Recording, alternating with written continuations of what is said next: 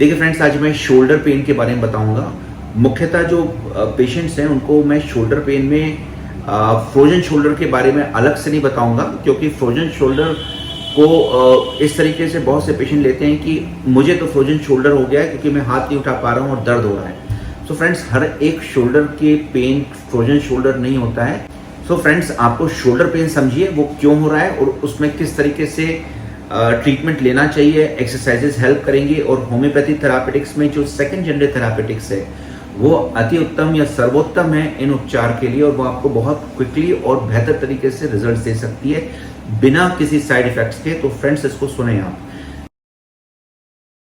So friends, अगर आपको shoulder का पेन है तो इसके पीछे 4 रीजंस हैं। एक हो गया रोटेटर काफ इंजरीज, दूसरा हो गया पेनफुल आर्क सिंड्रोम, उसमें supraspinatus tendinitis and biceps tenosynovitis. तो ज्यादातर मैं लोकल पेन्स की बात करूंगा। ये पेन आपको चोट से या लोकल वियर एंड टियर से प्रोड्यूस हो सकता है, ऑस्टियोआर्थराइटिस में प्रोड्यूस हो सकता है, रूमेटॉइड आर्थराइटिस में प्रोड्यूस हो सकता है।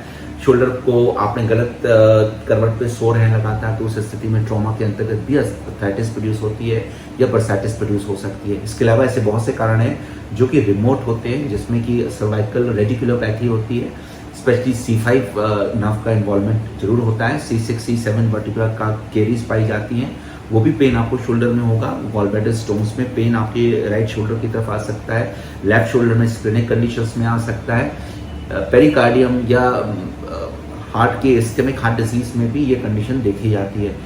और इसके अलावा पेनकोस्ट सिंड्रोम में ट्यूमर्स और बहुत सारी स्थितियाँ ये शोल्डर्स में पेन प्रोड्यूस कर सकती है। लेकिन आपको चिंता करने की जरूरत नहीं है, क्योंकि मित्र आपको जो पेन हो रहा है it is because of the local condition called tenosynovitis और ट्रॉमा और ड्यू टू माइल्ड ऑस्टियोआर्थराइटिस। तो लगातार पेशेंट को एक लो ग्रेड इन्फ्लेमेशन बना हुआ है, जिसके कारण वहाँ पे सूजन आ रही है, वहाँ पे एडिशंस मतलब जो कैप्सूल्स बनी हुई हैं जो शोल्डर के जॉइंट बनाती है, जिसमें चिकनाई और मसल्स के सभी इंफ्रास्ट्रक्चर एडेड हैं, उनके सूजन के कारण धीरे धीरे करके वो हड्डियों से वो आसपास के एरियाज और भी दूसरे जो मसल्स उनसे चिपकने लगती है, उसके कारण वो स्टिफ होती हैं। उस स्टिफनेस से आपको पेन हो सकता है। तो उसको रिलीव करने के लिए मेडिकल साइंस में स्टेरॉइड्स और एंटी इन्फ्लेमेटरी ड्रग्स दी जाती हैं। कभी कभी मैनिपुलेटिव सर्जरीज होती हैं कैप्सूल्स के लिए, लेकिन ये तीनों ही इन्वेसिव कंडीशन से और मेजर टॉक्सिक और साइड इफेक्ट के साथ आती हैं। तो फ्रेंड्स, आप के लिए बेहतर है कि इसको आप जानें और होम्योपैथिक थेरापेटिक्स में आए, स्पेशली सेकंड जनरेशन थेरापेटिक्स जो एडवांस थेरापेटिक्स है, जिसमें क्लिनिकल अंडरस्टैंडिंग की डिजीज क्यों और कहाँ हो रही है,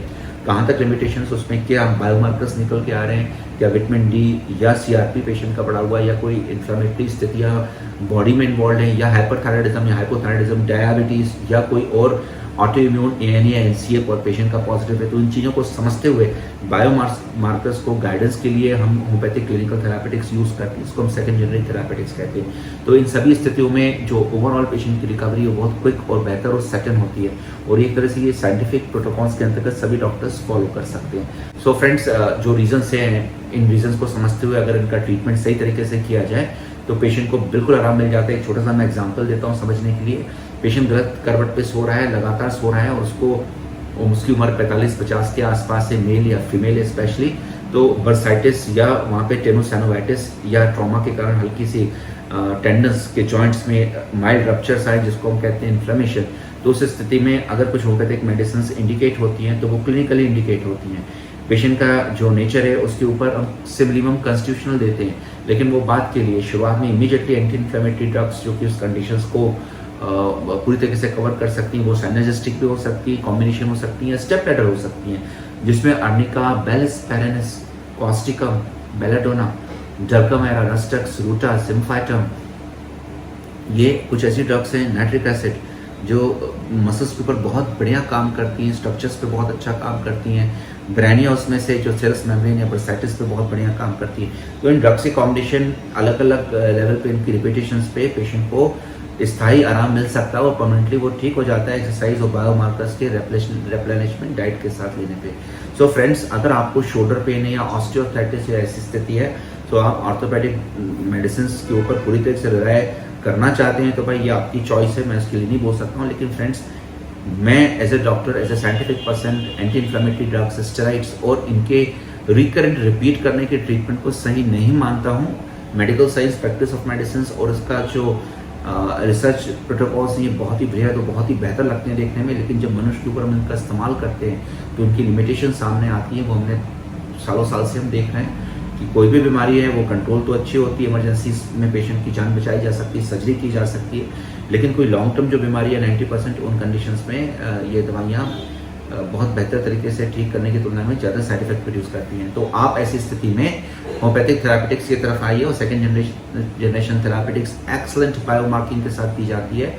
आपको टेंशन लेने की ज़रूरत नहीं है। मेरा ये वीडियो बनाने का सिर्फ मकसद ये नहीं कि आप इसको समझिए कि नहीं इसका ट्रीटमेंट लें हमारे यहाँ आकर। इसका मतलब ये है कि आप होम्योपैथिक थेरापेटिक्स को या इवन आयुर्वेदिक मेडिकेशंस और योगा को, इन तीनों प्रोटोकॉल्स को एक बहुत ही मेजर ट्रीटमेंट समझें और इनके साथ आप अपना जीवन चला सकते हैं, अपने परिवार में बिना कोई टॉक्सिक इफेक्ट के साथ एक बेहतर जीवन जी सकते हैं। ये मन, मस्तिष्क और शरीर, ये तीनों लेवल पे जो व्याधि या बीमारी होती है इनको ये बेहतर करती हैं और ठीक करती हैं, इसलिए इनको हम होलिस्टिक ट्रीटमेंट कहते हैं। तो पेशेंट का सिर्फ एटियोलॉजी या फिजियोलॉजिकल पॉइंट ही इंपॉर्टेंट नहीं है, डायनेमिक एटियोलॉजी भी इंपॉर्टेंट है जो होम्योपैथिक मेडिसिन कवर करती है कि पेशेंट की टेम्परामेंट, बॉडी की स्थिति कैसी रही है, क्या उसको स्ट्रेस पैटर्न रही है, हाउ ही और she is feeling with her achievements.